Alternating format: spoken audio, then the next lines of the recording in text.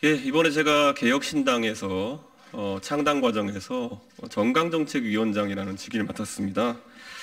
아무래도 정치라고 하는 것은 시민들의 삶을 걱정하는 것이고 그것을 더 낫게 하기 위한 아이디어의 경쟁이라고 생각합니다. 하지만 작금의 정치는 오히려 정치가 시민들의 삶을 걱정하는 것이 아니라 시민들이 극한 대립으로 얼룩져가는 정치판을 걱정하는 모습으로 흘러가고 있습니다.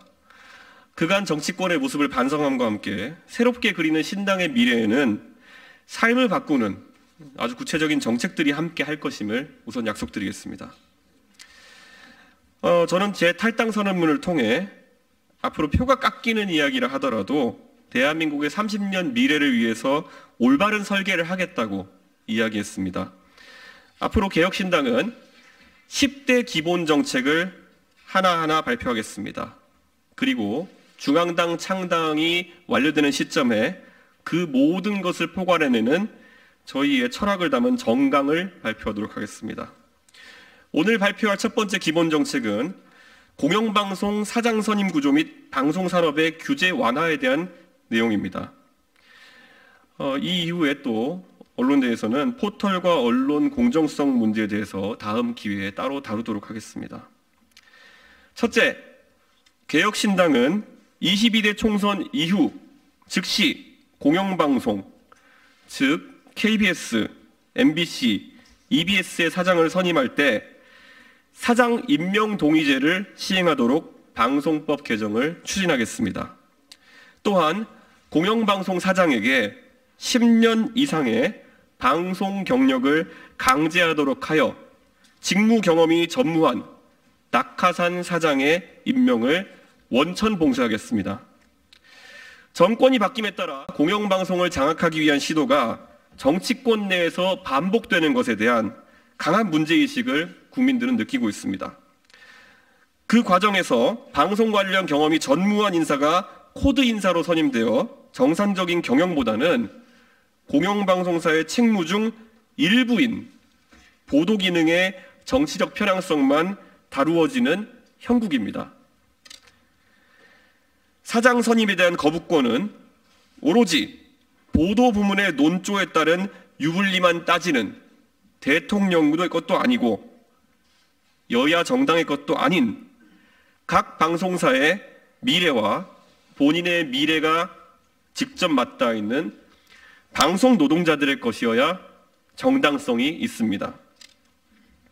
그리고 둘째, 개혁신당은 한국방송공사 KBS와 한국교육방송공사 EBS의 재원과 관련해 징수 비용이 과도해진 수신료를 폐지하고 수신료 총액에 상응하는 적극적 조세 지원과 재송신료 조정을 통해 대체해 나가겠습니다.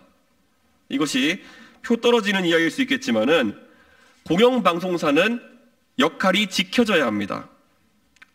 그리고 적극적인 조세 지원을 통해서 회계 투명성도 확보할 수 있습니다. KBS는 여타 방송사와 다르게 부여된 사회적 책무들이 있습니다. 재난주간방송사이기도 합니다. 그 업무를 NHK와 같은 다른 공영방송 수준으로 정확하게 수행하기 위해서는 더 많은 투자가 필요합니다. 또한 지역국을 유지하며 수도권에 집중된 여타 언론의 편중성을 보완해야 할 책무도 있습니다. 또한 단순하게 상업적으로만 봐서는 제작 가능성이 없는 콘텐츠를 만들어 보급하는 역할을 해야 합니다. 현재 상업방송사가 다룰 수 있는 역사물은 파리바게뜨가 불란서 제빵소로 PPL을 할 수 있는 미스터 션샤인 정도까지였습니다.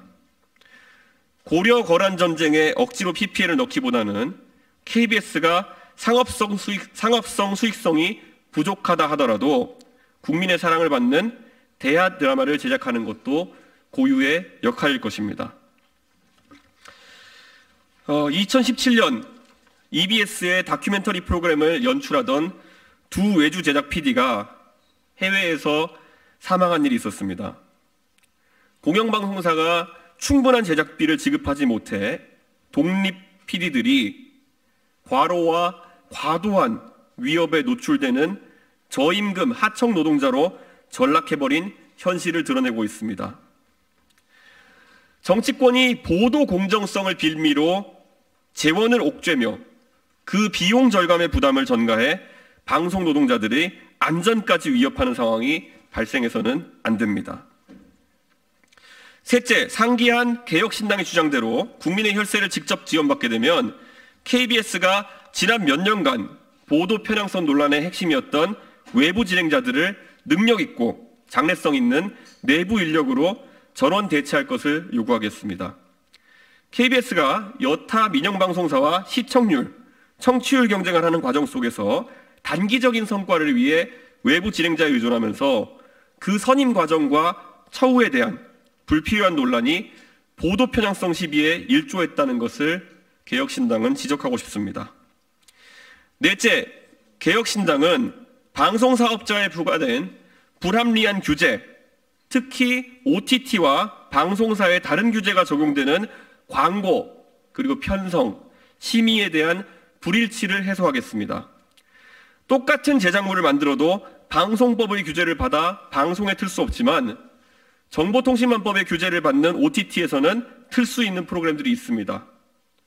OTT에 대한 접근성이 방송에 대한 접근성과 크게 달라지지 않는 지금, OTT에 대한 규제를 강화하는 방향보다는 레거시 방송에 대한 규제 기준을 전폭적으로 크게 완화하는 방향으로 가겠습니다. 그리고 방송사에 적용되는 갖가지 광고 형태에 대한 규제 또한 걷어내겠습니다.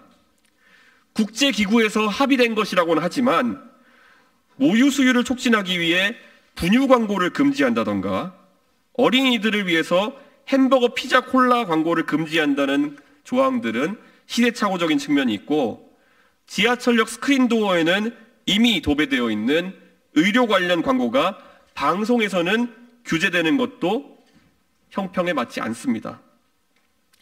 방송산업이 규제로 인해 창의가 억제되고 정치 갈등의 장이 되는 현실을 타파하기 위해 개혁신당은 앞으로 꾸준히 고민하고 의견을 내겠습니다. 감사합니다.